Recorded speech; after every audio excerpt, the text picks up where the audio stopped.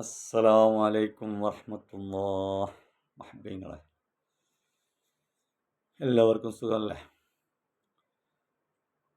അള്ളാഹു സുബ്ഹാനഹു വതആല അനുഗ്രഹിച്ചു വന്ന ആയുസ് കൊണ്ട് അള്ളാഹിൻ്റെ ദുനിയാവിൽ ജീവിക്കുന്ന ഈ ദുനിയാവിന് ആദരവായ മുത്തു റസൂലുള്ളാഹി സ്വല്ലല്ലാഹു അലൈഹി വസല്ലമ അവിടുന്ന് ഒരു കൊതുകിൻ്റെ ചിറകിൻ്റെ വില പോലും കൽപ്പിക്കാത്ത ഒരു ദുനിയാവിലാണ് നമ്മൾ ജീവിക്കുന്നത്.